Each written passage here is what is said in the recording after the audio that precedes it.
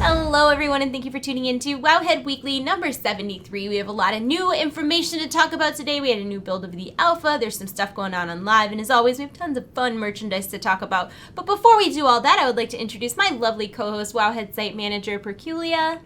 Hey everyone! Pepe is a flower today. He is super cute. Also, I am black. I lost you. You're not here. I don't know where you are. Keep talking. You can keep talking. I'm doing it on the fly. So, we have a new alpha build.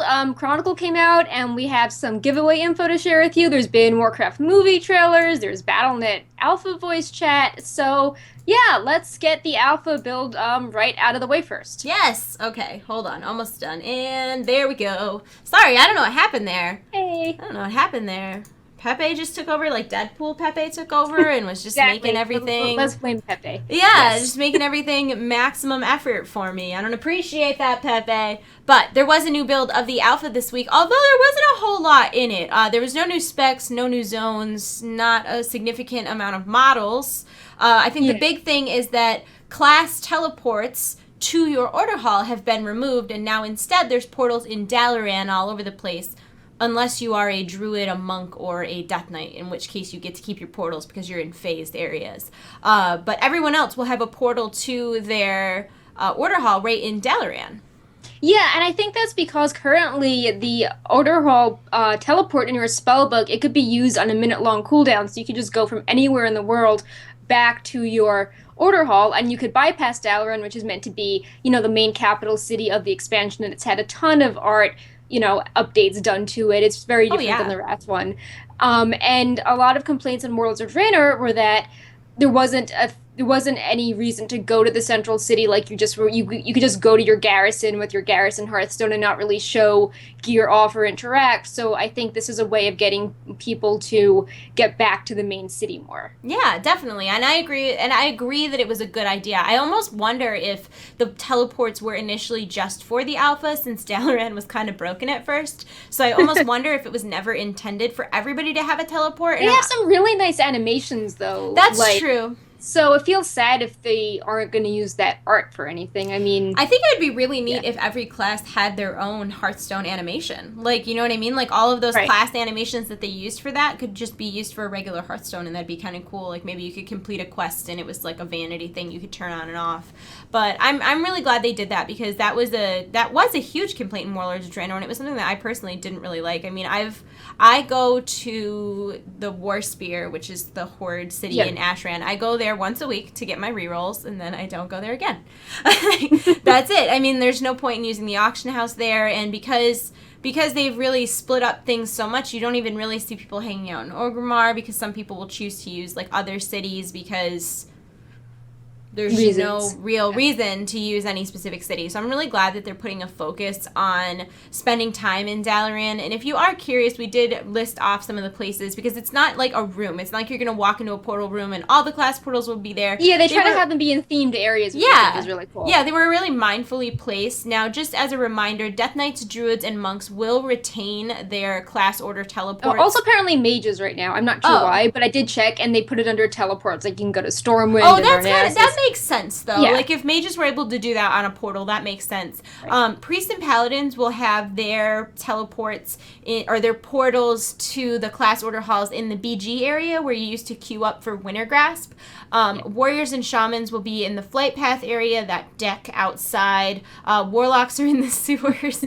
Mages will still have their teleport, like we just said. Rogues will have to show their insignia to get into their class order hall, which is in Dalaran. Hunters will take the flight path to High Mountain. That's not really I'm not sure if that's totally finished. It doesn't sound very interesting. No, not really. The next one's cool, though. The Demon Hunter one is really cool, though, because there's going to be a small island by Dalaran, and basically Demon Hunters will have to do their, like, double jump glide to get to that island. And if you fail at your double jump glide thing, a Fellbat will catch you and bring you to your portal for the class order hall. But I thought that was really, really neat that they incorporated that special class thing that no other classes can do. That's really, really neat. Ooh, next thing I'm super excited to talk about. Go ahead. Okay, so there is a new thing coming in Legion called Ensembles and Arsenals, and basically what they are transmog sets for old gear sets that are not going to be available anymore. Most of them are Warlords PvP gear because that's all bought with like Valor and Conquest, and those won't be things in the future. But there's also the Scarlet Crusade set for both mail and plate users.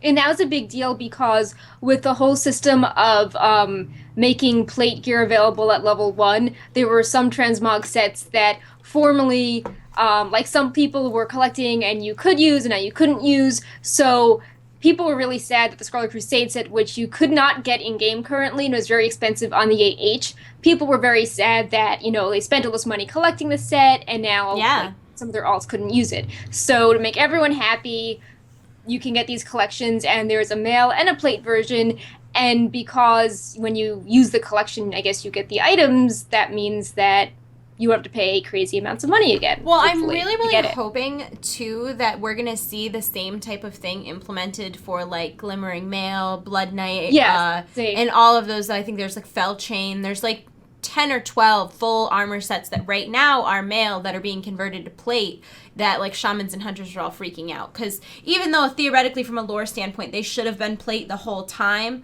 they weren't, and they were mail. And we've had 11 years to get those of getting attached to stuff. Exactly. So I'm really hoping that we'll see that for other things, and I could also see this being something that could be used for things like the sets that you get from the Dark Moon Fair, or I know there's a lot of pieces of gear that just aren't in the game anymore for whatever reason, and I would love to see some of that old gear brought back in the form like when of they revamp a gear. dungeon, usually they try to keep some of the appearances, but not everything makes it in. So this is a cool way of being like, oh, this set you like from, I don't know, Blackrock Depths, from like the arena, you can get that again now. The original Naxxramas is one that we lost a lot of gear when that was changed into the Wrath of the Lich King Naxxramas. So I'm really excited to see what they do with this, and I also wonder if this in any way relates to the wardrobes that we were talking about. Yeah, I mean, I think that they definitely want to give Transmog a big revamp in general, so I do think that, I noticed with the wardrobe UI that they had something in the dressing room where if you click on, there's like an option to create and save outfits now in the dressing room, which is new, so I think that this is just part of their movement to make Transmog talked about that at BlizzCon. Yep. That was like a super exciting moment. Me and Perk and Serene were all in a room. Serene was transcribing, and then Perk and I were doing an interview with, it was Mumper. Corey Stockton? Yeah, it was Mumper. And he just like completely blurts out, oh, you'll be able to save outfits and you'll be able to keybind those outfits so you can just walk into a city and hit your keybind and change your clothes. And we all just like... Yeah, we all flipped out. Looked at each other and we're internally screaming, and it was so exciting when I saw that go up on Wowhead that it's finally starting to be implemented because, you get a lot of information at BlizzCon and things before the alpha comes out, and you never know what might get cut before live. It didn't get cut. It's happening now. Oh, this is exciting too. So I'm kind of bummed that it's not happening. Pirates Day is in... September. Oh, okay. So, I think so? Oh, that's pretty far. Whoa. Yeah. No, that's actually kind of exciting because we saw that Pirates Day has new items on the alpha build, which would tell us that probably, hopefully, probably the expansion will be out in time for Pirates Day, and the items are super cool. One of them is Petey, which is an on-use item that's a bird that sits on your shoulder. Can you just imagine having Petey and Pepe? I know. Maybe they can talk to each other. That would be really cute. If they could just be like, that'd be super cute. I'm glad they're adding more stuff like that because I feel like Pepe was such a popular item for them to add. Something else that kind of this one sits on your shoulder. It gives me a lot of hope for future fun things. I really want them to add. I know we have a couple wing type items, but I would really love vanity wings. I think that would be really neat. Like the blazing wings. Yeah, I have the blazing wings. But what sucks is that they're on an hour-long cooldown. And if you die, they go away, and they only last a half an hour. I would like a fell version. I think that would be really fun. Yeah, I would love those to be permanent with, my transmog, kind of like in Diablo. Yeah. Like in Diablo, you can just equip vanity wings. Anyways, there's also an emergency pirate outfit, which is an on-use item that is a costume that makes you look like a pirate. And there is also the Slightly Chewed Insult Book, which is a toy, and it will allow you to pirate insult players nearby, which I thought was pretty great. Yeah, so it's nice because we we try to do guides for each holiday, and we were noticing there wasn't a ton of updates for things like Lunar Festival, or Noble Garden, or Love is in the Air. So it's always good to see when they have time to actually add new items in for a holiday, because that stuff is always it's always very popular. I mean, that's a guaranteed way to get people to log in, and it doesn't seem as complicated as things like redoing a UI or, LFR or a transmog window. It just is like, here's a new pet to collect. Yeah. In this 1 week long period. Go in and collect the pet. Well, and the PD, for instance, is an unused item with 5 charges. So I'm wondering, is this going to be one of those things where you can go do this on all your alts and collect it so that you have 50 charges? You know what I mean? Here because my 500 Thunder Furies. I won't want to use him ever. I wish he was a toy. I just want everything to be a toy. I need to get the transdimensional bird whistle so that I can get Pepe as a toy. I haven't done it yet. But that's because my guild raid's mythic. We don't live. You die a lot when you mythic raid. So it's there's just, you'd have to go through and do it on a normal run. And no, everybody's lazy. I'm lazy. Ooh, you want to talk about Mistweaver Monk? So, they actually also added Fistweaving back into Mistweaver Monk PvP. This is currently, they removed it from the alpha, and they explained that kind of alternate spec playstyles like Fistweaving and Gladiator for warriors, that was going to go away. But then in this recent build, they said that they were going to try experimenting with Fistweaving, but just for PvP right now. So we'll see, based on feedback, if that makes it to live. Okay. And yeah. As someone who's not a monk, never played a monk, what is Fistweaving? So it's basically you heal while doing damage. Oh, okay. So that was, people were you, all you about use that. your fists to heal other people around you. It's punch healing. Yeah, so it was more of a hybrid spec, and they had a stance, Stance of the Crane, that was specifically for enabling, boosting your damage and, supporting that alternate playstyle. Gotcha. So, a lot of people were really sad when it was removed in the Legion Alpha. So, just more alpha is alpha, and they can change their minds or try different things again, even though they made a post in December saying that Fistweaving was not coming in Legion. Now 3 months later, Fistweaving is a PvP option. It's totally here, guys. It's totally here. All the rest of the heroic dungeons are now open, and there are some more new spell animations. Wowhead has videos for prop paladins, demonology warlocks, havoc demon hunters, and survival hunters. Yep, and more are coming on the way. I think we're going to do warriors pretty soon, because they look awesome, and I don't think we've done warriors yet, but yeah, we have about 13 done, I think. So if there is a spec you want to see us do next, let us know, and we'll try to get to that soon. Yeah. And we just talked about hunters, survival hunters, so transition.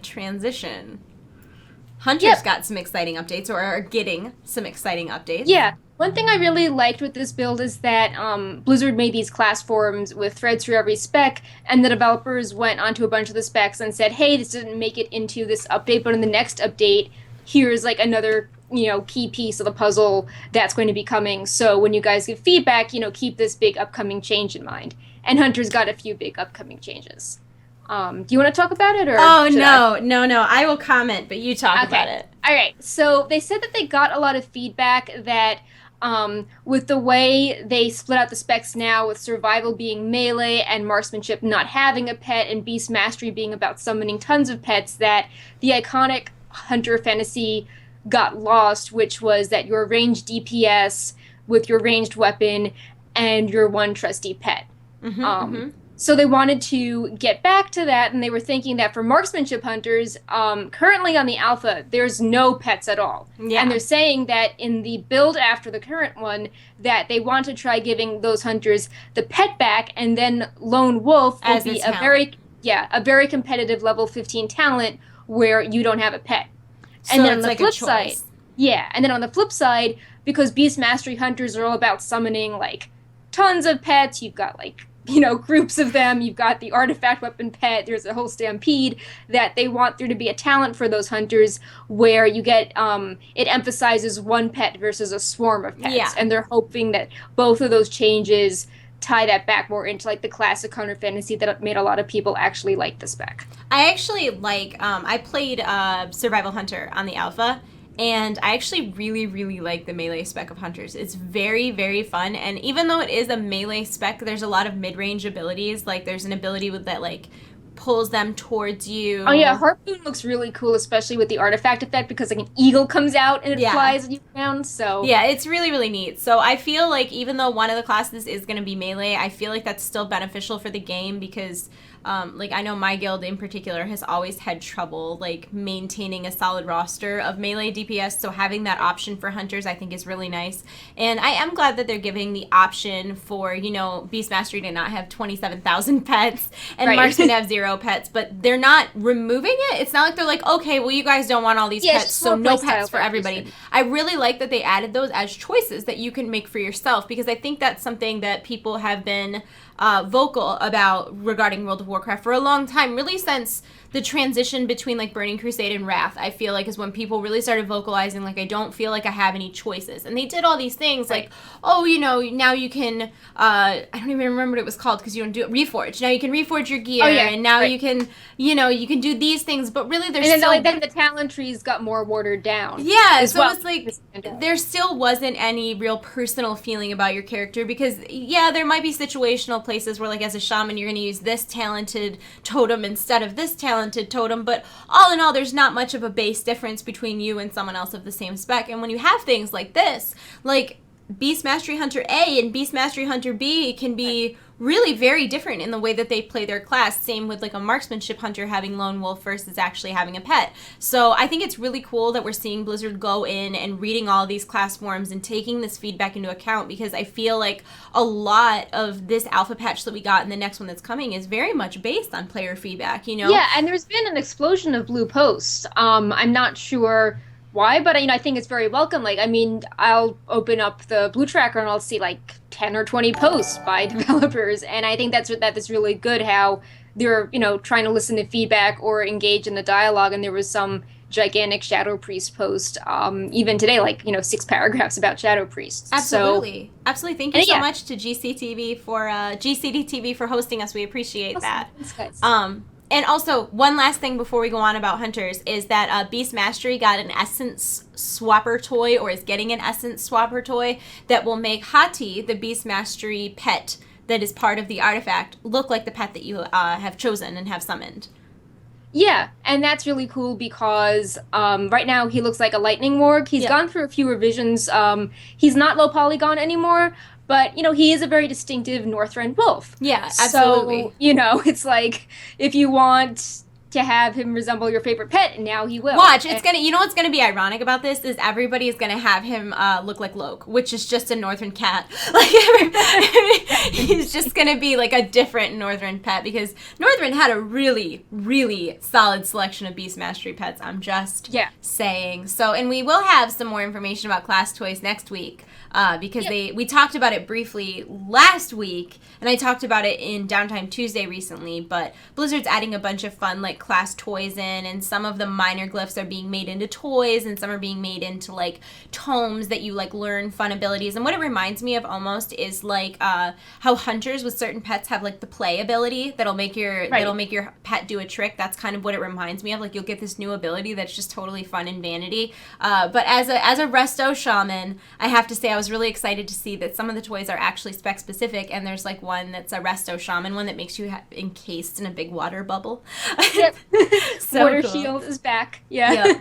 I'm excited because I have 100. I know you guys have heard me debate a lot on what I'm gonna do next expansion. I'm sticking it out. I'm gonna be a resto shaman. Oh wow, I did not know that. Big development. I know. Wow. Last time I had told you druid, right? But like, I don't know. I've been parsing pretty high lately, and it's making me have a lot of confidence, and I don't want to like start over and like learn new things. Like, I'm doing good where I am, and especially hearing that I'm not gonna have to, you know, with the class portals being in Dalaran, like, I really don't feel like I'm gonna spend a whole lot of time in my order hall. Like, that was one of my big complaints, is like, oh, I don't like the order hall, this sucks. But they're really not encouraging you to spend more time there than is necessary, except to play the stupid lights out game that I'm so bad at. So bad at. But moving on to stuff that's on the live servers. Northrend Time Walking is this week, the bane of my existence. It'll be live through March 21st, which is Tuesday? Monday? Monday. Yeah, Monday night. Tuesday is always the no time walking, no bonus event holiday. Yeah, it's weird like that, yeah. So, you want to talk a little bit about Northrend Time Walking? So time walking, specifically the Northrend version, level 81 players or higher can queue up for 6 Wrath era dungeons. That means, and your gear is scaled down, and that means that some old legendaries are actually really great and overpowered. Yeah. Also, you don't need to min-max this, but if you want to, sockets and gems are really good for more stats. And this means that if you have friends that aren't max level or you have an alt, you can go run this on your alt that can't do Warlords content. Yeah. If you complete 5 dungeons for the quest you can pick up in your garrison, you can get 500 Valor and a chest with a normal Hellfire Citadel item. Mm-hmm. All the bosses drop Time Warp badges, and there are a few different ways you can get Time Warp badges: by killing bosses, by completing dungeons, by turning in a item from the first dungeon you complete for 500 badges, by doing a time walking dungeon when it's your roll for Call to Arms.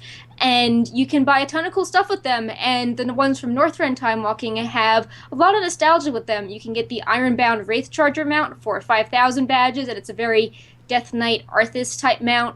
You can get Grizzle it's an Snout. awesome mount. It is an awesome mount. Yeah. You can get Grizzled Snout Fang, which makes you travel quickly in Northrend, and it's inspired by a Howling Fjord quest, where you got this disguise and it was super cool, and people would just hold on to it and like try to use the disguise even though it wasn't a real disguise.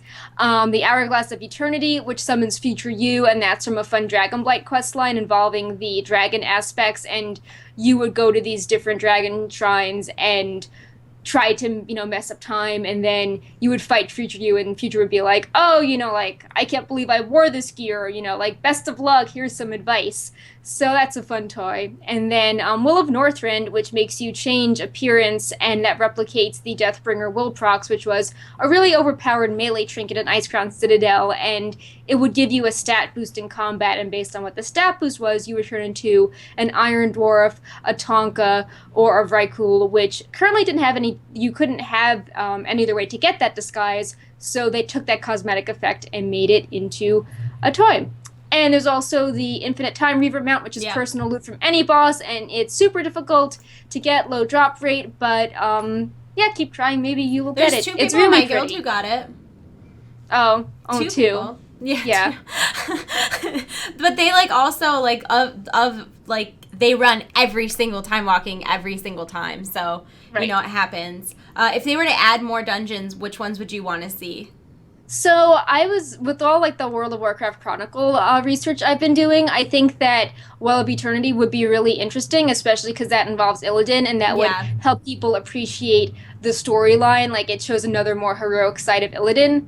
Also, I think that Blackrock Depths would be cool because you could go to the bar. Yeah. And the bar has all the fun flavor things, so I just think a lot of people would have fun doing that. And I also like Dire Maul just because it looks so different than the other dungeons, and you got the Sassy Imp, and you have the library, and I'm really sad that they removed the Chandralar reputation in Cataclysm. I know it was meant to be grindy, it was part of the Insane title, but if there was some way they could bring back the library and some of the, sort of flesh that out, I think that would be fun.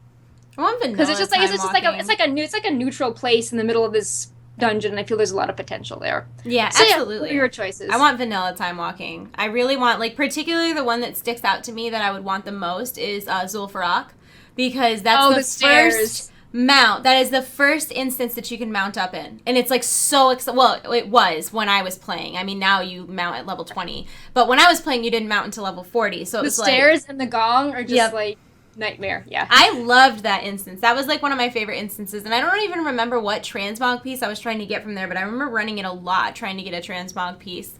I also, obviously, Ragefire Chasm is always going to have a special place in my heart, because that's, one of the first instances you run. Meridon is one I really, really like with Princess. I think I really like the Temple, too, because it's so different than the other ones with, the dragon and, all the... Yeah, I think especially with the Emerald Nightmare, I think that one would be fun to do, because you could learn more about the dragons if you go into there. Yeah, and I think Stratton also falling through the temple, the top floor to the bottom floor. I can see a lot of fun deaths from that. No, it was that was such a fun instance. It's funny because I just have so much, and I didn't actually play in vanilla. I didn't start playing till Burning Crusade, but I remember, like, when I was leveling, like, when you got to do a dungeon, like, it was so exciting because it wasn't like it is now. Like, now you just kind of can grind out to 100. It doesn't really take that long. Like, just pay, yeah. You know what I mean? Like, or you could just pay for it. Yeah. But, like, it used to be a real thing. Like, you were doing all these quests and you were investing all this time and, like, you would do, like, 5 to 10 levels of questing and then your quest would bring you to an area where there was a dungeon and, like, hopefully there were other people at that level so that you could summon them and they'd come do the dungeon with you. And it was, like, this really big event to do dungeons. So I feel like vanilla dungeons I feel so much, like, nostalgia and... Like, yeah, I just remember being so excited. The temple, I remember the trash was really bad because everything was like a snake that wanted to spit poison at you, or a voodoo shaman, and there was some elaborate thing where, like, you had to click on different statues to turn them a certain way, and there was, like, little ups and downs and rooms of trash and staircases everywhere, and, yeah, just, like I said, I think it's similar to Dire Maul, like, it's, like, related to, like, one... you know, like, culture, you know, one race in World of Warcraft, and it just is, like, it's like, you know, super night elves or, like, super trolls, and you don't really get that a lot. Exactly, so, and, like, with Temple, there was so many of those, like, dragon people. They were not, like, dragons. They were, like, dragon humanoid things, like dragoons. I don't know what they were called, but, like, you don't even really see those out and about. I just remember being so excited every time it was time to do a dungeon, and Nick, my husband, was leveling an alt with me at the time because he already had 2 level 70s, okay? Like, he was so good at this game.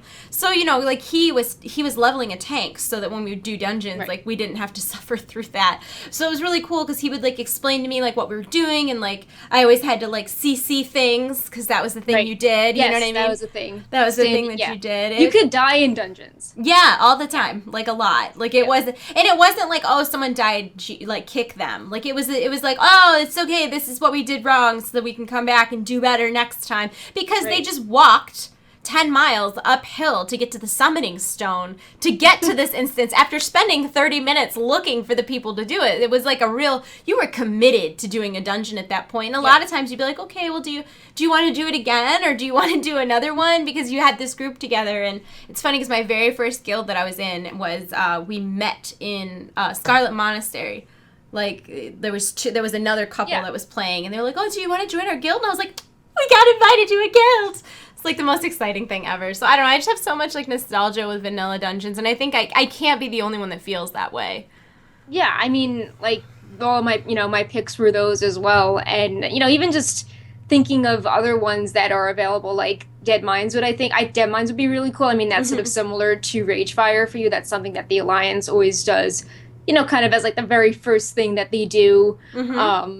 So Wailing Caverns would be awesome. There's that jump you have to make that, like, separates. I was gonna die with the jump. Yeah, please don't with the jump. So good. Yeah. No, leave the jump. But, like, there's just so many cool vanilla instances, and I feel like a lot of people would be all about it. I would also love to see, like, time walking raids, and I'm never suggesting, like, you know, put out a time walking raid and forever, and every raid will be time walking because nobody would ever do them. That's, like, too much choice. But if you put out one raid that was available every month, I feel like people would do it. I mean, people did the Molten Core to get the mount. I mean, I feel like you lose something also if you just solo it. Like, for example, you know, I was going back to take some pictures for Yogg for a Chronicle post, and it's just hard to capture the teamwork required when you're just sort of soloing everything on your own. Like, like a team has to kill the I-beams. A team has to kill the tentacles while another team has to go down to the brain room and split things up. Yeah. And then, like, run back and you DPS the brain until this point and then you hop out. And, like, just different, when there's different assignments for different things, you just lose that when you're soloing, or you skip phases because you're, you know, really overgeared. Yeah, absolutely. No, I would love to see time walking raids, and they could be LFR difficulty. I'm not saying, like, you know, make them super hard or anything, but I feel like it'd be a fun thing to do. Maybe that could be, maybe it would only be a week. Maybe it would just be a holiday event, like time walking raid. This week you get ICC, or this week you get whatever, and then you do it on LFR difficulty. You get your 500 Valor. You get a bunch of transmog gear and feelings. You get a transmog ensemble. Yeah, it'd be so cool. Like, that could be things that they added to time Maybe you walking. could get a transmog ensemble related to that raid you're doing. It'd be awesome. Like a grab bag. Yeah. Yeah, so I'm excited for them to add more, and it's exciting to me that they added Wrath of the Lich King, and then they updated it so that it had Pit of Sauron in it. So I'm hoping that we'll see more stuff because we still have more expansions. Right. Yeah, I guess I miss Pandaria being something too, especially because some of those raid bosses are kind of annoying to solos. So I feel that if there was a time walking version or something to make that a little more accessible, you could, I think that would be good, especially because I keep mentioning Chronicle. I've been on this kick writing all these guides, but, just when you go back and you do all the research, you're like, oh, like, Pandaria, that was tied to the Tol'vir, and one of the old gods was in Pandaria, and, like, the Mogu were tied to the Titan. It's just, like, all this stuff that you're just, when you learn about it, you're like, wow, like, Pandaria wasn't just, haha, pandas, like... Oh, no, Pandaria was deep. Pandaria was, like, kind of a really sad expansion, to be honest. Right. Like, because we destroyed their veil. You, like, watch the patch, and everything's, like, destroyed in the last patch, and it's sad. Like, it's like a real story of, like, a war-stricken land of people who didn't want war in the first place. It's like we brought our war to them. Let's move on. Free stuff you can get in WoW. No, not from WoW, for Hearthstone. Yeah, there's a new, if you have not heard, there is a new Hearthstone Paladin hero. She's purely cosmetic. She's just a new hero that you can use in place of Uther. She is acquired by reaching level 20 in World of Warcraft. This does not work retroactively. You must ding 20 organically, so you can't use, boost a character to 90 or 100. You can't use a Death Knight. But if you already play WoW or you've played WoW in the past, you can use a character that you previously started leveling that's not 20 yet. So if you have a 19, you can level the 19 to 20 and you'll get credit for that. What's nice about this, though, is if you do not play WoW, it does work with the Starter Edition because you can level up to 20 with the Starter Edition. So we would obviously recommend that if you are an experienced player, somebody who plays WoW now or played in the past, use heirlooms. You can get up to a 50% boost. Plus, there's the potions you can get from Pandaria and from your garrison. And use the chopper because it's really crowded right now doing objectives. So if you have, a mount, you can get to the objectives even faster. And just also group up with people as well. It's fun. We're meant to be about doing stuff together in an MMO. Well, and it's kind of like a fun thing. Like, I noticed a lot of my guildies are going back, and like 2 or 3 of them will go and level like random, like Panda Rogues, you know what I mean? Or like something that they haven't done before. If you are a new player, which, hi, if you're here, hi, play WoW, great game. Hey, can help you. Yeah, we would recommend that you pick a low population normal server, not a PvP server. You don't want that in your life, I promise. And pick a class that can heal or has a travel form. So like druids can do both of those things. Hunters have like aspect of the pack, but they're a really good class if you're new to WoW anyways because pets have taunt. Paladins are also a great class if you're new to WoW. This sounds really silly, but M will open up your map if you want to see what's going on. Yeah, like Perk said, if there's other people around you, you can right click on their portrait and invite them to your group, and it'll make things go a little faster. And just pick a starting character in a race in a zone that looks interesting to you. Like, don't feel like you need to do one because it's the fastest, because none of them are going to be particularly faster than any other one. My favorite starting low-level zone is Goblin. What's yours? So Night Elf is really sad, and I don't recommend that, actually. I would say, I know we wrote a guide on this, and we would recommend the Worgen starting zone because it's really streamlined, and it's really pretty, and, you get to interact with several other races. There are some great quests, too. Yeah, like, you get to interact with the undead, and then, like, the Night Elves help you at one point. So, yeah, I mean, the Night Elves are just really sad, so I just wouldn't do that one as your first. It's really heavy. But if you want to do one that's very compact, humans or the classic starting zone and everything is in a pretty small zone, pretty organized. And if you like lore, the undead starting zone, I think, is really good for lore as well. I love the Goblin and Sylvanas area. Is cool. It's so tacky and amazing. Yeah.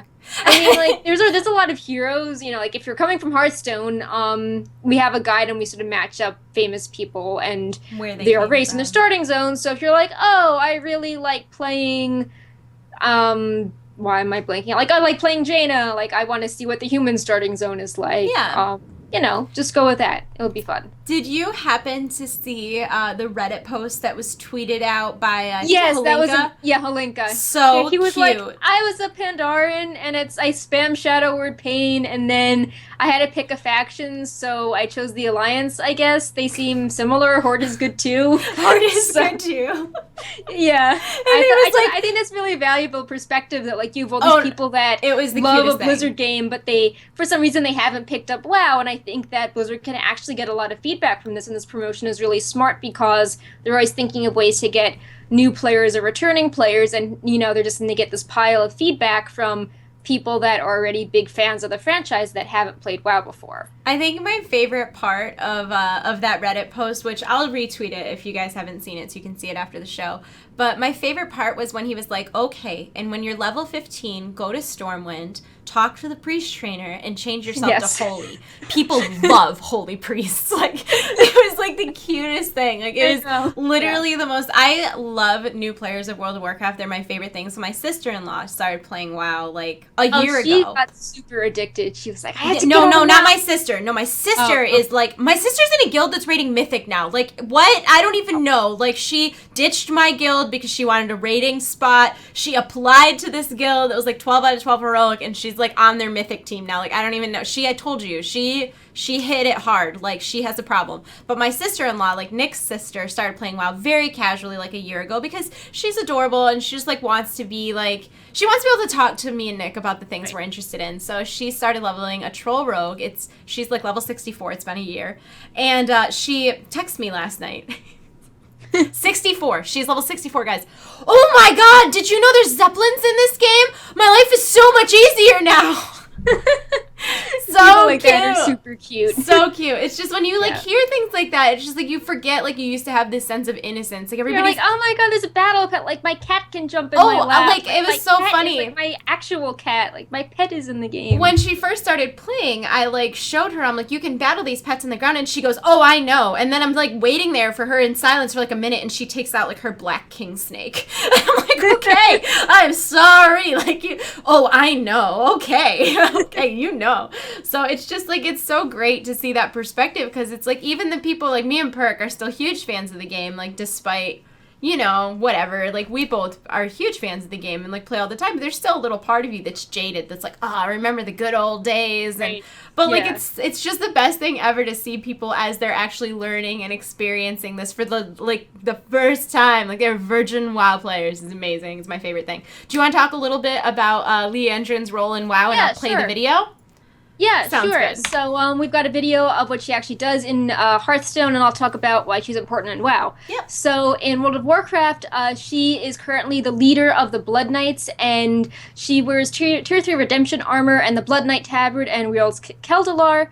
As you can see, the Hearthstone art is a bit different. It's more red and gold, but she looks awesome both ways.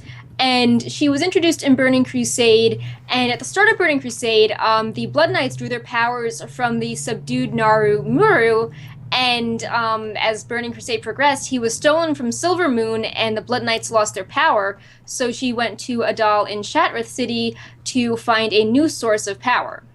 And as Adal explained how Kael'thas Sunstrider and what they were doing with Muru was wrong, she then renounced Kael'thas and joined the Shattered Sun offensive and, fought against the corruption. And when you do clear Sunwell, at the very end, she is joined by Prophet Velen as he decides to purify the Sunwell using Muru's form. Muru was this very positive energy, good Naru, and then he was corrupted in Sunwell, and you end up fighting him as this evil void creature. Mm-hmm. But there was still enough goodness in him to have the Sunwell be purified, and that's really important because the Blood Elves need the Sunwell to get their source of magic. And then you can again find her in Sunwell as part of the Sword and the Skull questline, which is an epic questline for a weapon. And in Warlords of Draenor, you can again find her fighting at the Dark Portal and also for the Horde in Talador. If you really like her, you can get some armor named after her. The Tier 9 Horde armor is called Liadrin's Battle Gear, and one of the top rewards from Trial of the Grand Crusader on Heroic was Lady Liadrin's Conviction. In Legion, you can also find her in the Paladin Order Hall and as an Order Hall champion. So yeah, she is, pretty cool, high-ranking faction leader, and it's nice that she's had some character development, which you can see in game. Like if you go right to the center of Shattrath, you can see that pivotal conversation with her and Adal. You don't have to do anything; it just sort of happens in the center of the city. I wish they would have changed her heroic ability though, so that she didn't summon a. I wish she would have summoned like an Elven guard, like a Silver Moon guard instead. I agree. Yeah, but that's just me being picky. That's just me being picky. I haven't actually gotten her yet. I logged on to, I have like a level 16. I got her a few days ago. Yeah, I logged on to like a level 16 and I got bored. Like I was like, it was like 2 or 3 in the morning and I was like, I'll do this before I go to bed. Yeah, I was doing it on my Night Elf and it just was bad because, like as part of the Night Elf thing, you go to Darkshore and that zone has been destroyed by the Cataclysm. Oh. And Aberdeen was really picturesque and the starting quest have you find the dead citizens of Aberdeen. Oh no! And it's really sad and heart-wrenching. So I'm like, man, this is such a downer. Yeah, no, I was already like level. I think I got from like 14 to almost 17. Then I was like, I'll do the rest of this later. It's a warrior, which I don't know why I made a warrior. I think it was just because I wanted the name Panzer Smash. So I don't really know how to play a warrior. And for some reason, I'm prot spec. So like I was just like charging at every group of things, and I was gathering up like 20 of them and murdering them because when you're in full heirlooms, like what else are you gonna do? But this was interesting too. Okay, transition. Yeah, this was kind of bad. Transition. Yeah. So some Battle.net users may have gotten an invite to try out the new Battle.net Alpha voice chat, which is a Blizzard-wide voice chat with group chat channels for your friends list, and you can have up to 99 players in one channel. So it could theoretically be used for raids or world bosses or something like that. But World of Warcraft did have voice chat in Burning Crusade. They added voice chat, and it was kind of a flop. No one. Yeah, I mean, it was really basic. I'm not in the alpha, but no, me either.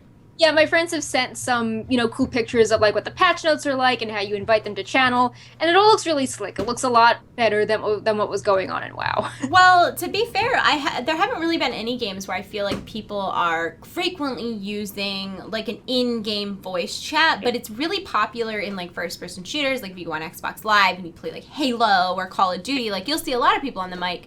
And Overwatch has an integrated in-game voice system that's really good. And I noticed that even people who I have on like my Skype friends list or Discord will prefer to use the in-game Overwatch chat. Right. Like I've used it with 4 different groups of people.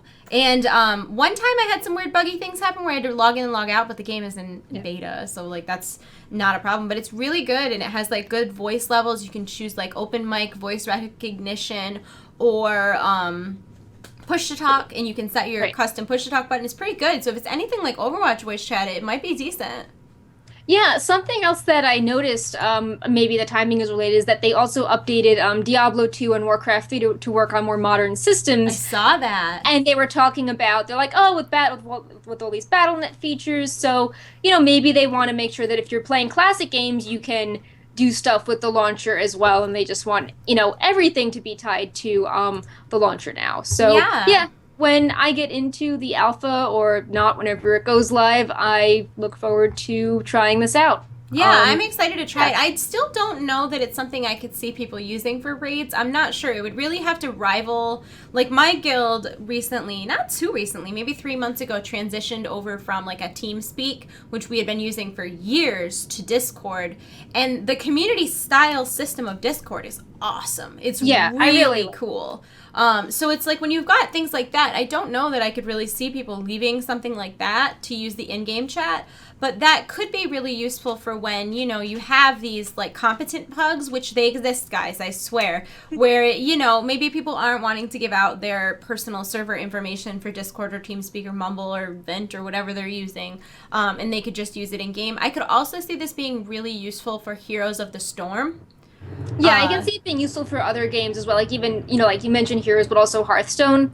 Like maybe there's like a tournament you're doing, or like some casual thing back and forth. Like if there was like a group, there was that tavern brawl where people grouped up.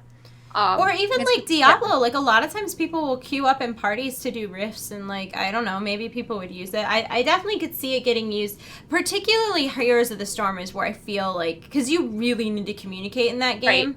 And I certainly wouldn't use it in like an open style where you get into the game and you're like, hey guys, what's everybody doing? You know, but a lot of times, like after you play a couple quick matches, you might invite someone that was really good to play with you, and from there you might decide to go on and, you know, use the communication without wanting to get into like Skype or something that's, you know, has potential for hackerinos. So, so yeah. Or just dying on you, like I've had several times this week. Yeah. Oh yeah. Perg and I know the horrors of Skype. Let me tell you what. But okay. Transition.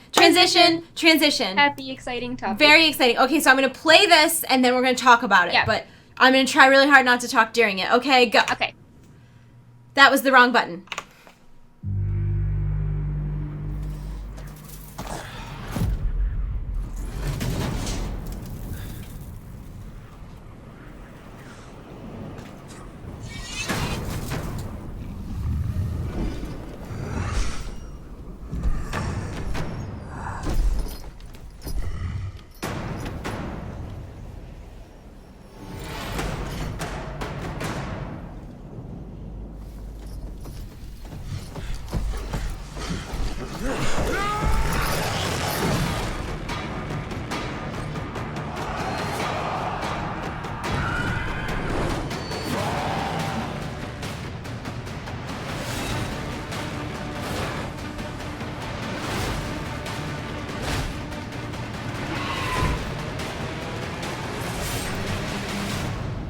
Warcraft, rated PG-13.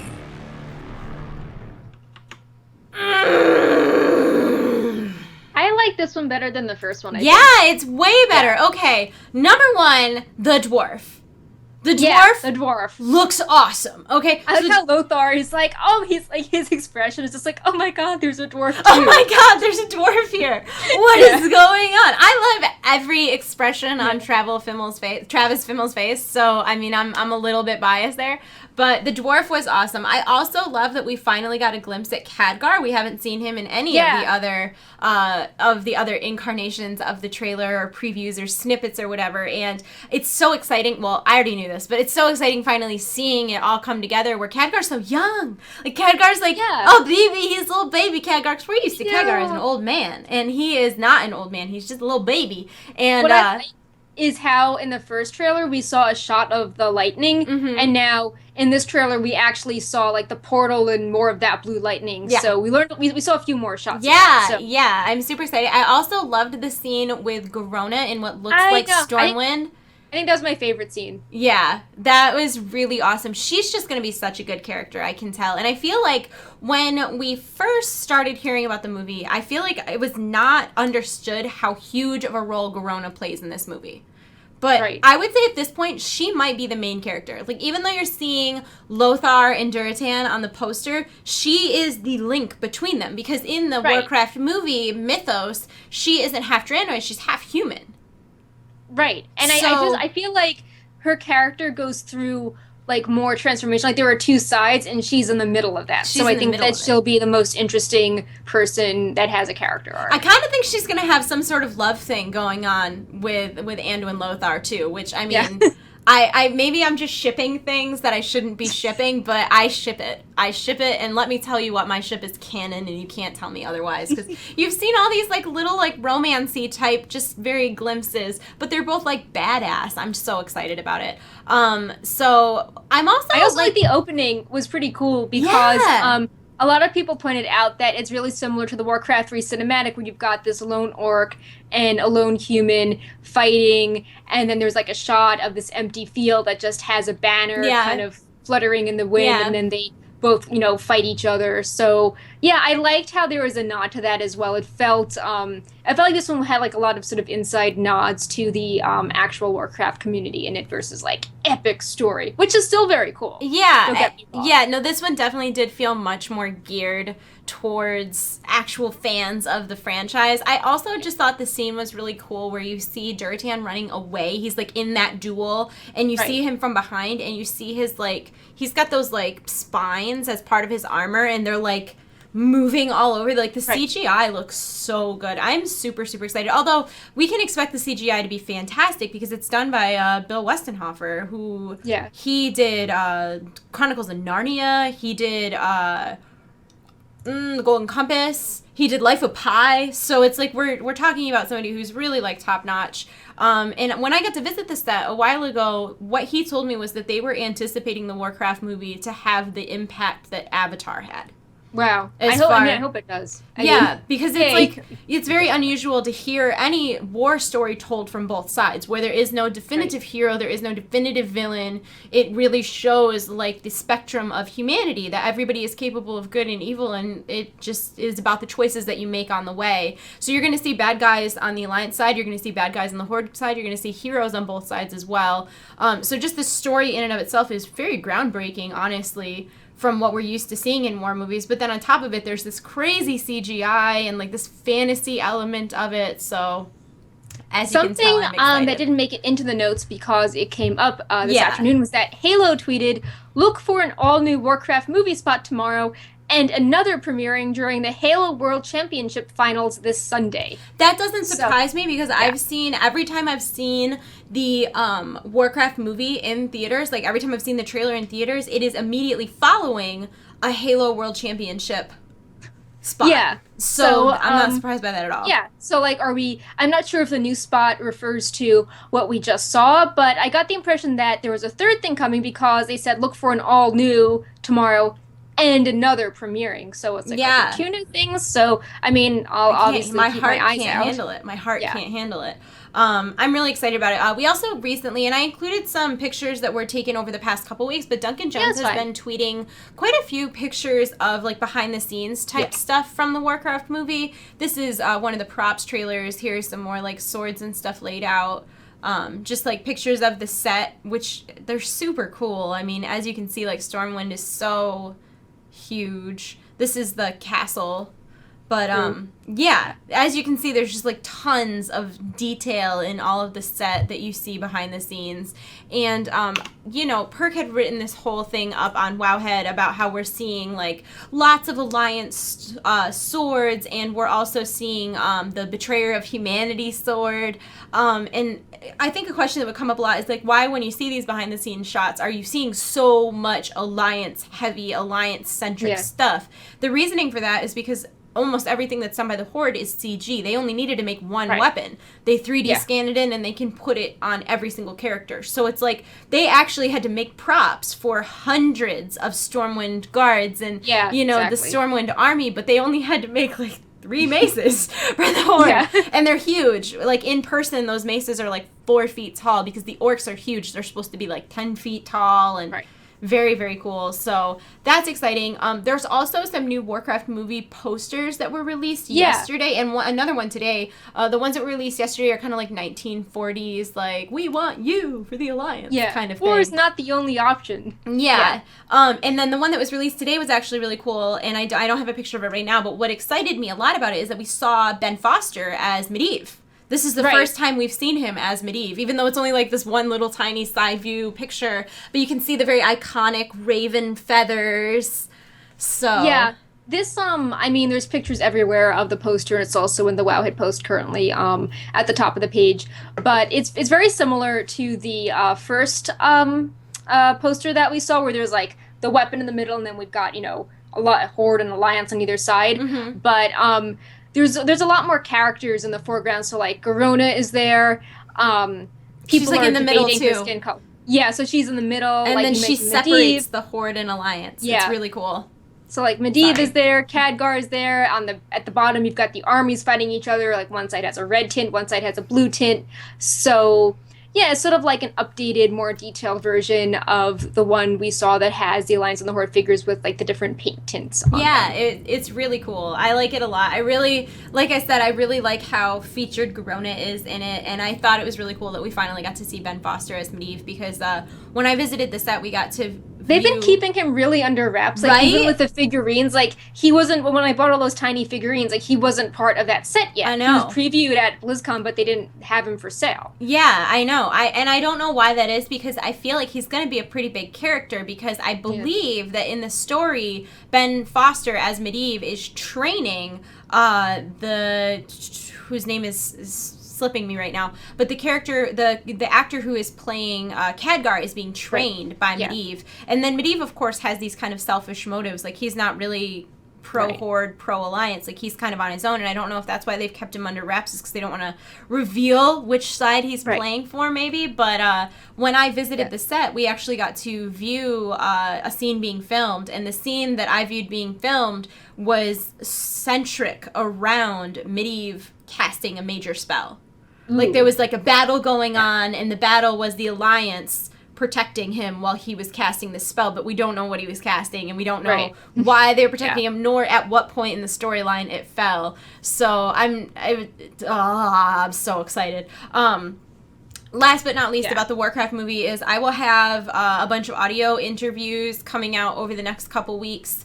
I have interviews with Toby Kebbell, who plays Duratan, Bill Westenhofer, both of the directors, Duncan Jones and Stuart Finnegan, the main costume designers and prop designers, Ruth Nega, it's like almost every main cast member with the exception of Rob Kaczynski and Travis Fimmel.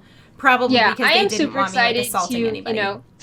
I'm super excited to promote those interviews. I think they'll be really cool because we've seen a lot of publicity centered around like the very main characters, but there is a lot of characters, in the ensemble cast, and I think it would be, cool to hear their perspectives, especially because you're interviewing them from the perspective of someone that's really knowledgeable about Warcraft, and most of the interviews you've seen have been from more general, entertainment publications. It's funny that you say that because I was in a press group with, like, normal journalists. I don't know how that happened because I was, like, I was literally wearing like a Horde t-shirt, a Horde sweater. It did not fit in by any stretch of the imagination. I was like sitting in between somebody from like Entertainment Weekly and Rolling Stone. Like, I should not have been there at all.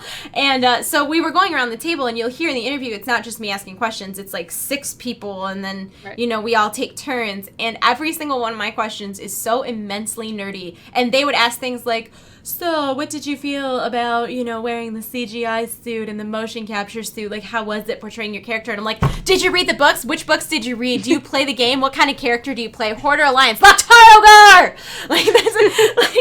At one point, Ruth Nega, who plays the Queen of Stormwind, kind of like steps in and she's like, you really know what you're talking about, don't you? Because I was just so excited and so intense, like, to talk to everybody about it and to hear, who had played and who hadn't and, like, what their experiences were. And, I don't think they understand, like, how excited fans of this game really are for it. So, what was really exciting for me is both of the directors have played WoW and are big into MMOs, and, like, both Stuart Finnegan and Duncan Jones. Like, this personally means a lot to them. It's not just... that's really good because a lot of people, this means a lot to so many people, and you want to make sure that people that are working on it really understand it and are invested in it and aren't just being like, oh, this will be popular, let's just milk it for money. Yeah, and it really didn't feel that way from any of the characters or any of the actors that I talked to. And it was funny because some of the actors, like, I'm really surprised we haven't seen more interviews and more interest in Toby Kebbell because he plays Duratan. Like, we've heard so much from, like, Rob Kaczynski and Travis Fimmel. And he's meant to be, like, the foil to Rob Kaczynski, so... Yeah, so it's, like, really strange to me that this is, like, and Rob Kaczynski would technically be, like... I guess the bad guy in that situation, like if you're talking about Duratan versus Orgrim. I mean, like, but that's like they're both meant to have like good motivations. Yeah, but it's just so odd to me that the movie poster is featuring that's Duratan, that's not Orgrim. But we're hearing so many more interviews from Rob Kaczynski, and I don't know if it's just because he's a more prominent actor or what. But I have I mean, like he talks a lot about how he plays WoW, so maybe they figure that he'd be good at. That might be it. I mean, like, this long-term WoW player, like he had his dream, he can play this famous WoW figure. He was also Pacific in a Rim. couple like fantasy type, like I guess Pacific Rim would be more like sci-fi, but he was also in like but True that was Blood. a famous movie. Yeah. So yeah, like I don't know if that's it, but I'm really excited because I know that Toby Kebbell was one of the people I interviewed, and I remember him answering a lot of questions like really deeply. Like I remember him like he asked someone, I don't know what the question was because I was just skimming through the interview, but he went on this big spiel about like mental health and like wishing everyone like the best and doing whatever you need to do to get yourself like peaceful and mentally healthy, and like I don't even know what the question was, but every answer he had was very like thoughtful and deep, and like that's really interesting. Yeah, so I'm really excited for that one to come out, but let's move on to merchandise before I ramble my face off.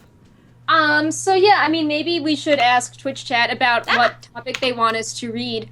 But yeah, so World of Warcraft Chronicle went live earlier this week. You can buy it from the Blizzard store for $40. I think it's back ordered on Amazon. And yeah, this goes over all of the lore in World of Warcraft up until Medivh, and it's really awesome. Like, there's some new twists. We learn about Sargeras and the Titans. If you're kind of murky on a topic, or you're like, what's the origin of my race that I play in WoW? This book will cover it. There's pictures, there's maps, there's really pretty text. So yeah, we're gonna have a giveaway on this starting tomorrow, actually, on Saturday, and we have 5 books to give away. And it's going to be a simple comment to win giveaway, and basically we'll make a contest post, and you leave a comment on the post with the lore you're most excited to read about. So that's going to be the post on Wowhead. If you're watching this on YouTube, don't comment on YouTube. That's not part of the giveaway. And yeah, also as part of Chronicle, I've been super inspired by this book. I have been writing all of these guides to outlining what we learn about each major race in it. So like the Black Empire and the Old Gods, the history of the Night Elves, the history of Pandaria, and I've been summarizing it, and then I go over the quests you can do in-game, or the items you can collect, or the zones that you should just explore to learn about this history in-game. Because a lot of requests I get are people are saying they use Wowhead for quests, but they want to know what are the quests they should actually do to like understand the main storyline. Yeah. So I've been having a blast writing all of this stuff. It's been super fun. Yeah. So yeah, that will be linked in the giveaway post too. I have 4 done, and yeah, I'm on a roll. Maybe I'll have more done by the time the giveaway is live. Have people been saying any chapter or thing they want me to read from this? No, there's a debate about LFR. Oh no. Well, let's find something then. 1 second. Because I don't want to talk about LFR. So I know last time I talked about the World Tree and how Yogg-Saron used the World Tree to start corrupting Northrend.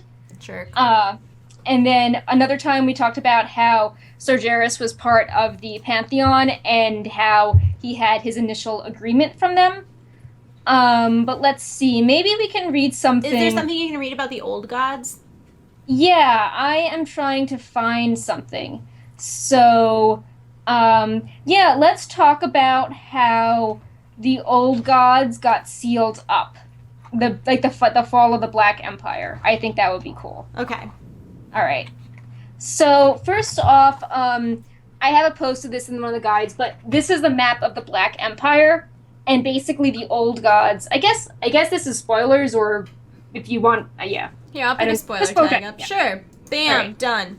Okay. So this is the map of the Black Empire, and this is when Azeroth was populated by elemental lords like Ragnaros, and then the Old Gods slammed into Azeroth from the Void, and they just started taking everything over. So they control a lot of the world.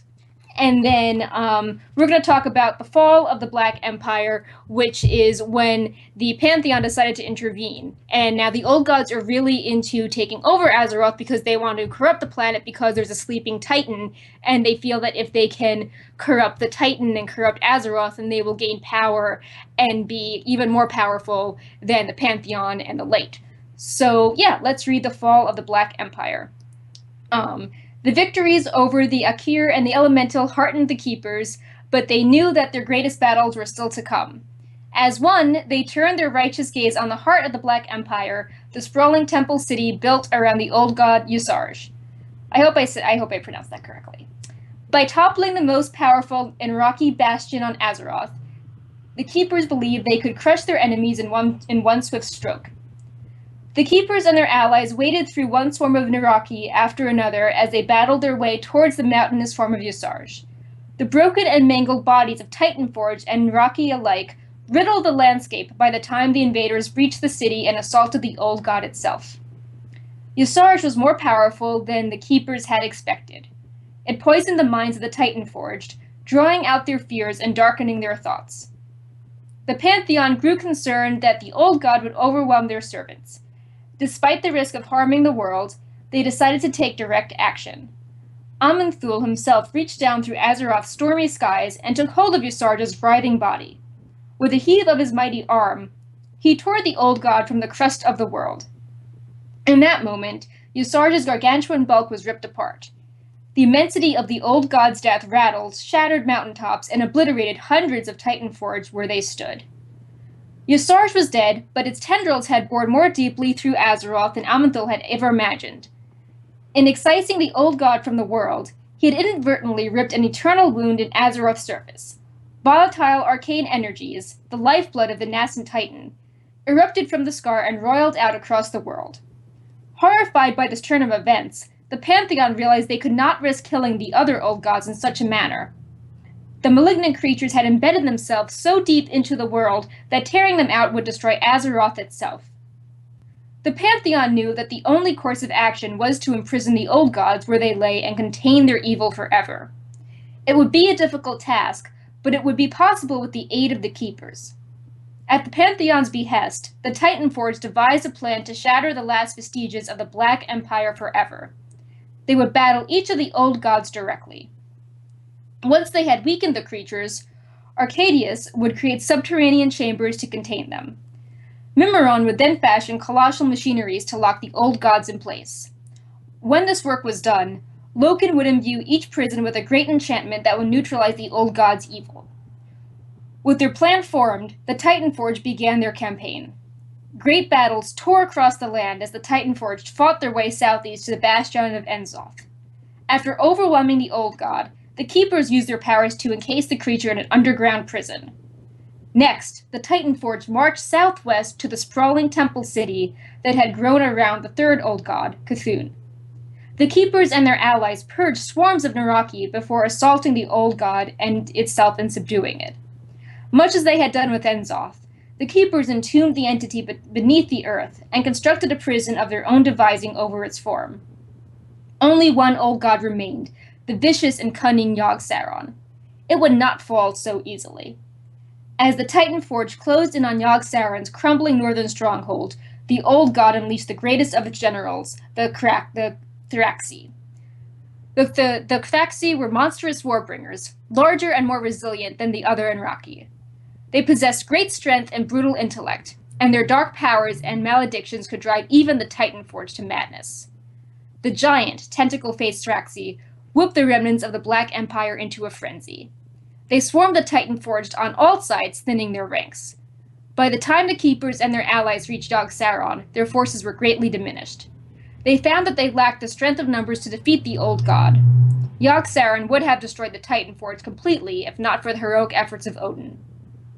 Although scarred and battered by war, Odin summoned his waning strength and inspired the Titanforge to launch a counterattack. He commanded Loken to weave a grand illusion spell that forced the Thraxi to see themselves, and even Yogg-Saron, as the enemy.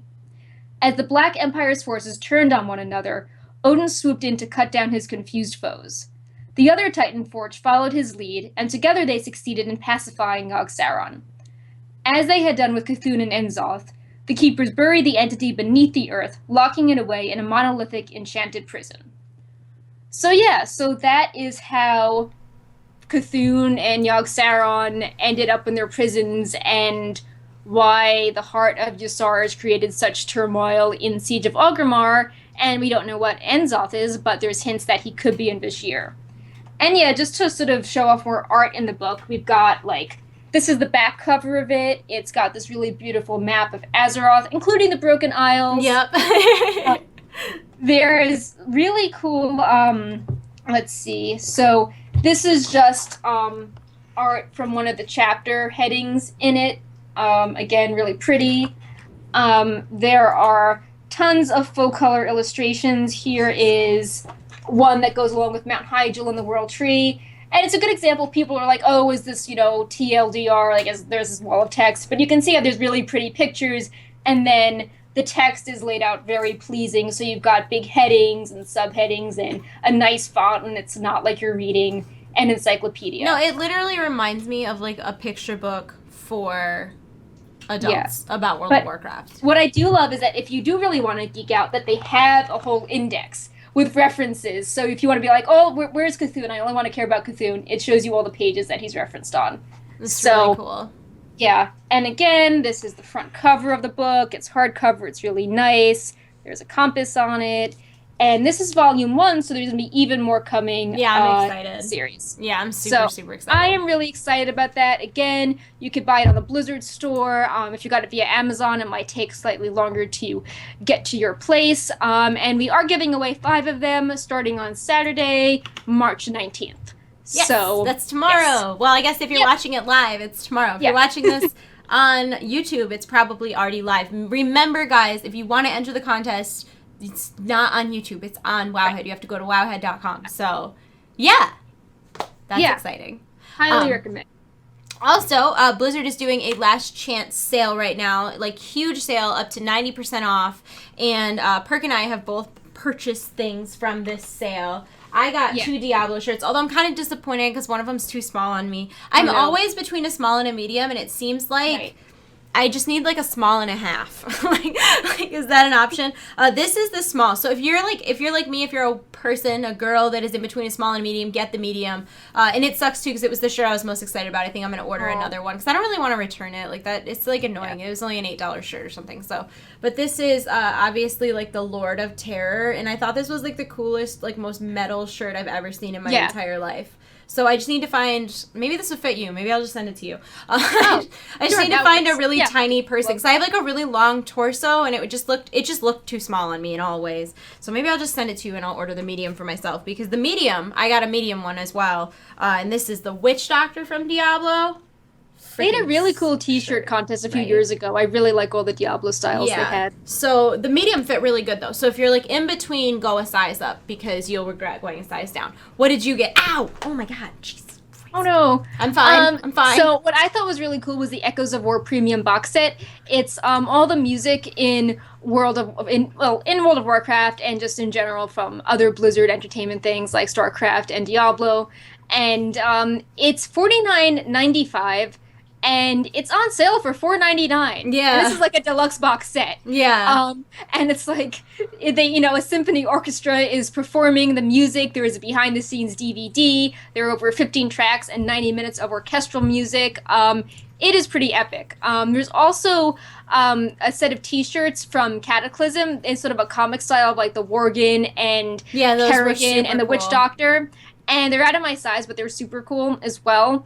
And there's also these Alliance and Horde wall pennants that are $38, and I bought one of those. $9.99. And they just are they're very high quality. I get the impression based on a lot of the times that they're trying to move out a lot of the loot from around Cataclysm. Well, not only that, because there was a bunch of BlizzCon stuff, too. Like, if you went to a BlizzCon and didn't buy a shirt, right? Yeah. Like, so when you go to BlizzCon, t-shirts are, like, $35. Like, they're very expensive. Like any concert, like, any venue that you go to, that's just how it is. But they had t-shirts from BlizzCon 2013, 2014, 2015. They also had the band t-shirts, so the Linkin Park t-shirts. Because I bought one for Nick, and it was funny. He had bought one at BlizzCon, so now he has 2. But I also got him the mug, because they had the mug. They had a bunch of posters. They had a lot of stuff. Like, I was really surprised. Oh, yeah, the Blizzard autograph book. A lot of people like carrying them around BlizzCon. There's also the Villain Messenger bag from BlizzCon 2010. Yep. So if you're a collector and, like me, like, I didn't really have the money to go to BlizzCon 2010. Like, I was at a different point in my life then. But if you are, more into games now and you have been going to BlizzCon and you wish you could collect some things from eearlier BlizzCons. Yeah. Well, that was what I was excited about, is because I did go to, like, some of the earlier BlizzCons, but it was, like, a real financial... It was... I made some poor financial decisions to go to those BlizzCons, let me tell you what. But, I was excited because I was able to... There's also costumes. There's costumes, so I just pulled it up, too, to see if there was anything that I was forgetting, and also to see if that Lord of Hatred shirt was in my size. Yeah, I'm gonna order that, because I was really bummed it wasn't my size. But they have a really cool Heroes of the Storm poster that's more than half off. They have a lot of cool posters. Yeah. Oh, there's a poster set. You can get Illidan and his war glaives for $20, and that's usually $80. No, it doesn't come with the glaives. It doesn't come with the glaives. Oh well. I looked at that, because I have... Hold on, maybe you can see them. Do you see? Yeah, I have the glaives, for video. And I bought them from Amazon, and they were like $20 a piece, which is still cheap. Like I don't think that was expensive at all. But I know that costume doesn't come with the glaives because I looked into buying it. Oh, that 20th anniversary hoodie is a good deal too. $30 for it's like a really nice zip up hoodie. But yeah, they have the BlizzCon key art shirts for $10 a pop. The BlizzCon posters for $5. Yeah. Oh, this is no longer on. This is out of stock because we tweeted about it. But the SteelSeries World of Warcraft wireless mouse was $130, and it was on sale for $20. And obviously, that got sold out after we told people about it. Also, if you like reading books, World of Warcraft Wolfheart, which is about Varian, it's $26, but it's on sale for $5. There's a lot of interesting StarCraft stuff. Like there's a bar coaster set.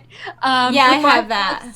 There's a bag of Marines and Zerglings, which are $15 for $5. Yeah, they're like little G.I. Joes, but they're like they're Terran. It's really cute. There's Diablo skateboards that are $60 that are $20. Those are really nice too. Like I feel like that would be worth getting and just hanging on to, because they're super nice skate decks. Also, with Standard and Wild formats coming to Hearthstone, it's kind of fitting that the Hearthstone Next Rammus shirt is also on sale and getting moved out of stock. It's a cool shirt, though. Yeah, it's black, and it's got this green, like, it's like the green Evo logo in the center, and it's gray. So I might get one of them. I feel like the style, Go. Yeah. Go. It matches. Go. Sorry, my dog. Okay.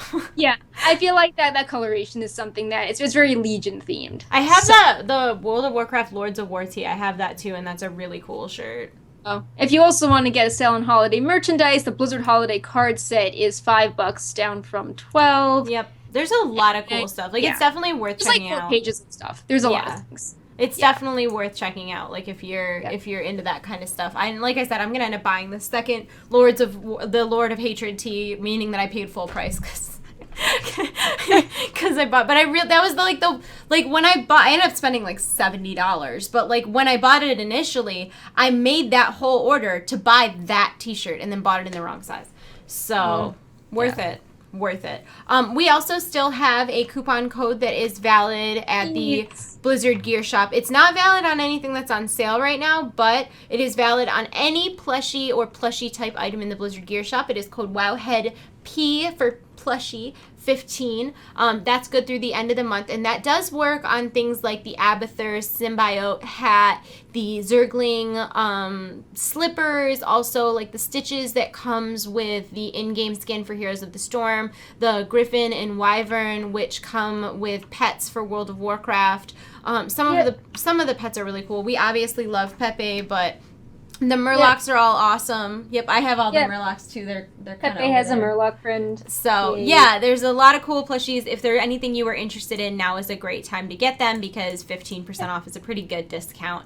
Also speculation. Ooh. One of the Blizzard licensing staff, Cutie Pie on Twitter, took a picture of Chronicle with all the plushies reading it, and we own all the plushies except for this one Whelpling. It was a bronze-colored plushie, and that's not live yet. Yeah. So I wonder when we'll see it. And other people were speculating that there was one that looked like the Azure Whelp, which was exclusive to SDCC, but the eyes were a different color. Yeah. So people are like, oh, is there going to be a version just with a few minor modifications for those of us that couldn't get it at SDCC? Yeah, well, it's really hard to get anything. Like, I was really lucky to have a friend that was working at a booth at San Diego Comic-Con. Yeah, that's how we got the stuff. Yeah, and she got us some dolls, actually. And then I had a different friend get me Blizzard stuff. Because otherwise, like, especially, like, the Funko Pops, like, I got the 3-pack of Funko Pops from San Diego Comic-Con, like, you're not, like,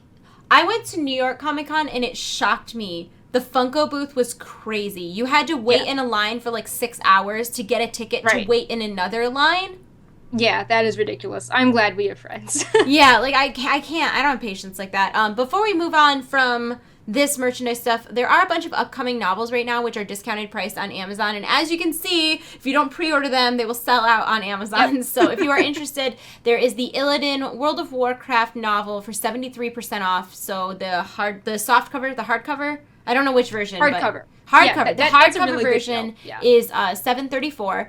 The Warcraft Duratan official movie prequel is 26% off for $592. And this actually struck the question with me: is do we think there's going to be another novelization of a prequel from Lothar's side? I mean, I feel like that would have to be fair to balance it out. Right? Like, I would think there would have to be one, too. So I'm hoping we see that soon. There's also Warcraft, the official movie novelization, which tells the story of the movie. That's also 26% off at $592. The Legion Deluxe hardcover sketchbook is 35% off at $14.85. And now, this isn't actually a sketchbook that you draw in. It is sketches of Legion art. I mean, I think there's blank pages for you to draw on, but it's like, it is an actual, like, art book. Like, it does actually have art from the game. Okay, well, I didn't... All right, I feel like I looked through what the previews were, and I didn't... Yeah. Okay, I thought it was like the Hearthstone journal, but maybe... But it's not, because the Hearthstone journal doesn't have anything in it. Like, it has like a few pages, so I don't know. But this kind of gave me the idea that it had more than that. I guess I don't really know, though. It's kind of hard because it's on pre-order, so there's nothing to reference. Yeah, they're not going to show you a picture of a blank page. Yeah. Hold on, let me see if I can find this real quick while we... Yeah, as you do that, there's also the World of Warcraft Ultimate Visual Guide for 27% off, which is $21.97. There is a visual guide out currently, but they're updating it, and there's going to be some new pages in it. So excited to see what that is. No, this says from sorry. Backing up. Number one, I didn't mean to interrupt you. I went into a zone I was done with my thing. Number two. So back to the sketchbook. It says, from Azeroth to the frozen kingdom of the Lich King and the savage jungles of the war-torn Draenor, Blizzard Entertainment's World of Warcraft has transported millions of players into an epic fantasy universe full of humor, adventure, and brutal conflict. The game is beloved by fans for its immersive gameplay, colorful, and highly stylized visuals. This deluxe sketchbook spotlights some of the most impressive artwork created for World of Warcraft and invites fans to partake in the series by creating their own works of art. You're right. See, but that's so confusing, though, because it says spotlights impressive artwork, so, but yeah, there's definitely going to be blank pages. Which, I mean, it's fine. Like, I think that's... I think it will be a very, very high-end, I just want to, send mine to Samwise. And I know, it's like, can you please fill the you don't want my art things on there. Yeah. But yeah, the previews have really cool pictures, like Gul'dan and Illidan. And the Demon Hunter, the Night Elf Demon Hunter. Yeah. Very sick. She's very cool. So that's why I thought, I swear. I thought. I'm sorry. And then also our Wild Bangarang leggings arrived. Yeah, they arrived earlier this week. Yeah, super excited. So I posted pictures on Twitter and Facebook of the ones I'm wearing, but I am wearing the, oh God, not this again. These, my God, there goes my headphone. These are the Class Crest leggings. I'm going to die. I'm going to die. And they have all the different Class Crests on them. Oh God. I'm not coordinated enough for this. And they're awesome. They're the coolest leggings of all time. And I really like them quite a lot. I also like that the designs are low enough down where you can wear shorts or a long shirt and you're not ruining the design. I can hear you now. I got my headphone. Okay, awesome. But yeah. So I opted not to wear them. I'll have Why? You don't want to model them live on camera? And fall down. I didn't fall. I am not as coordinated. Oh. But, I got the Sylvanas and Arthas armor ones, and I'll just hold them up so people can see. I know, I was super jealous. And those would have been my first choice too, but I didn't want to get the same ones as you. So, really detailed. You've got the skulls, then you have these feathers on them, and then you have these elven swirls. Yeah, they look like her pants. Yeah, they look like her pants. They're my gosh, cool. We can make Sylvanas pants drop jokes. Yes, we can. And then, let's see. So yeah, then these are the Arthas ones, and let me just get these. Those are so sick. Those are the ones I really wanted. Like the Sylvanas one's meh. The Arthas one's awesome. Yeah, it was really cool. Even just looking at it, has like the ice on his armor. It's like frozen. There, as you get farther down, why are these? They're not cooperating on me. So you've got. Oh, why are these different? They're different. Yeah, because it has so how his armor is. Right. So you have the skull. Mm-hmm. And then as you get farther down, what I think is cool, you have like fur. The sort of undeath, like fur, and I thought that was hair at one point. But yeah, it's very Death Knight. Trying to hold these up. They kind of have like spine rib cagey type things on the front too. They're super cool. There's pictures of them everywhere of those two pairs. Here's the spine. Yeah, this is the spine rib cage. I put some outfits on Twitter. They came in yesterday, so I put some just pictures on my bed of stuff I thought matched. But I will also be posting pictures wearing them as well, and we will show that next week. I got these ones too. Yeah, they are very cool and shamany. And you know what? They called these Frostfire, but like Frostfire Bolt has orange in them, so like clearly a noob designed these because these are Chain Lightning if I've ever seen Chain Lightning. Like, they are so electric. Boogie, woogie, woogie. I'm sorry. I thought it was meant to be Frostfire Ridge. Yeah. Which is, like, winter, and, like, Thrall plays a big role in Frostfire Ridge. So that's what I thought was going on there. I don't know. They're lightning. They're shamany as heck, which is why I picked them. Because they look awesome. They literally look just like lightning bolts or chain lightning or anything like that. And I'm actually going to wear those with this shirt that I got. Oh, yeah, I think that would be cool. Yeah, it's going to look good. You can tell from that preview that I just showed you. I picked mine because, like, I took mine because I was like, oh, I can work in, like, a nice black dress, but then the leggings can have, tons of details, and that can be the visual interest. And, I am really happy with them. They're really awesome. The details. There's also 4 more in the series. There are key art for Sylvanas and Arthas, so like their actual faces. Yep. And then there are relatively simple Alliance and Horde leggings, because the first wave was like very detailed armor. They were awesome. They were awesome. Yeah, I wear my Horde leggings all the time. Yeah, I really like mine as well. Because they're like armor. They're like Horde armor. The new ones are like more key art. There's just like, like the Horde ones are like black and red and they have like a Horde symbol and they're just kind of like plain. What's the last pair? No, it's we did Alliance, Horde, and then Sylvanas and Arthas key art. So that's we have and 4. Then the Frostfire, the Class Crest, and the 2 pairs of armor that you got. Yeah. Okay. And they're on sale at wildbangering.com, but they are a UK-based site, so if you're in the US, they also are available at gear.blizzard.com, and the shipping and travel time is probably gonna be less if you're in the US. Yeah. They've also been teasing pictures on their Instagram of other things, like a Dark Moon Fair skater dress or Ysera leggings, and I think that stuff is super cool, especially because with, like, the Hearthstone expansion with Whispers of the Old Gods, there's this rumor that the Dark Moon Fair looks really similar to the Old Gods promotional art. It's like, it's the Dark Moon Fair with the Old Gods, so absolutely. I think having a dress like that would be really cool. Well, and like purple and green are Legion colors, so I would like to see a dress after all the leggings. Oh, absolutely. They also have a line of leggings that are not like officially licensed World of Warcraft, but they're like armor. And one of them looks exactly like Paladin armor. It's like gold and white and pink and super cool. Leggings. They have the Ranger ones are really pretty too. Their leggings are super nice too. Like I would say that they're better than Black Milk leggings. Like if you're a girl and you know about Black Milk, like these are better quality than Black Milk leggings. Like the print on them doesn't stretch and get weird, and they're not like too thin or too thick. They're like a really good material. The sizing is really good, and they're cheaper than Black Milk leggings too. Yeah, and like I'm very short and you're tall, and like we can both make the leggings work on our body types. Like a medium fits me super. Like look, it's down to my foot. Do you see that? Yeah. Look over my foot. That is the bottom of my sock. But that never happens. Like normally leggings are like the way that they're so stretchy. They're like they really fit a lot of different body types. Yeah. And the medium could probably fit anybody who wears from like a women's like 3 to probably like a 9. Like they're really nice, and I really like how even when they're stretched a lot, you still can't see through them. They're definitely opaque. So we really like them. I would like to petition to rename these ones to Chain Lightning because it's more appropriate. Yeah. But before we go, I do want to mention a couple things that are not World of Warcraft. Well, the first one is World of Warcraft related. If you guys haven't seen it, I actually did a Legion pop culture video this week that I'm very proud proud of. It's a bunch of the pop culture references coming in Legion, and some of them are really like cute and cheeky, and Perk helped me out with it. So that's really fun. I'm sorry if you see ads on it, the WWE. Like, you know Vince McMahon, he does things. So also Overwatch had some stuff happen this week that was very exciting. If you haven't seen it, they released a video of a preview of their animated shorts series, which we've heard about them doing a lot more lore stuff. I want to learn more about the lore behind the characters. Like, I know. Yeah, I want to learn more about Mercy. I think I want to learn more about everybody's lore is so interesting, especially when you see like the origin skins. Yeah.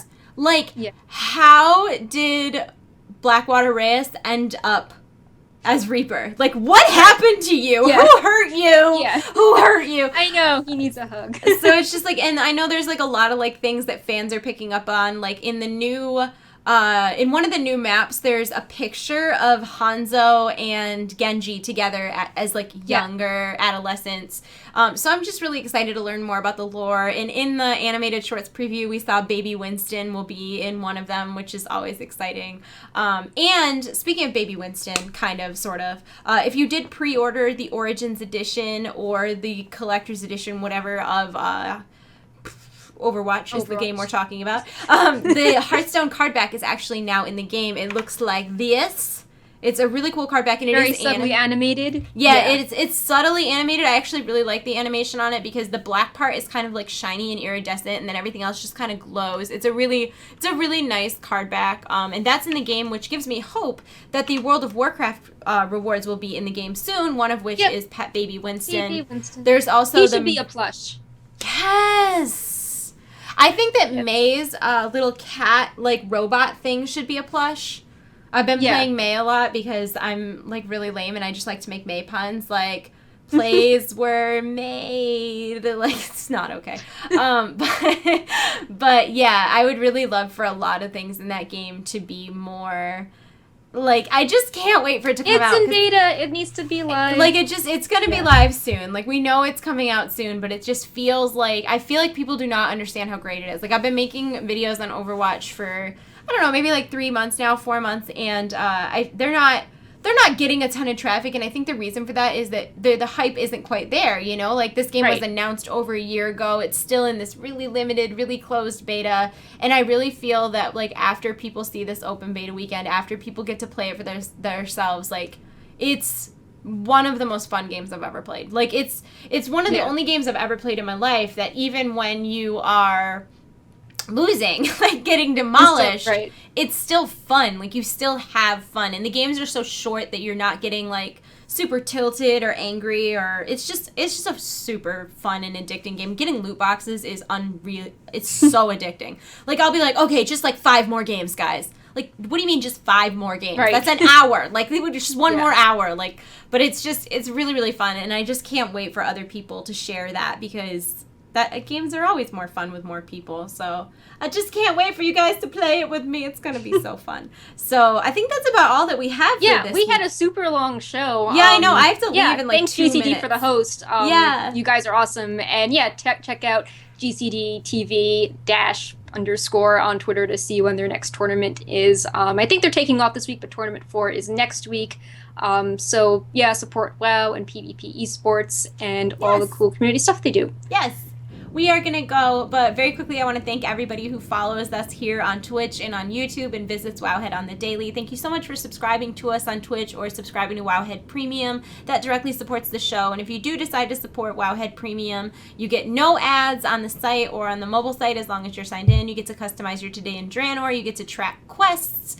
There's a special color when you talk on forums or in the comments section. There's a lot of perks, plus it directly helps us out, which we appreciate. So we're going to call it for today, but we'll be here next week. Same bat time, same bat channel. That's Wowhead, twitch.tv/Wowhead.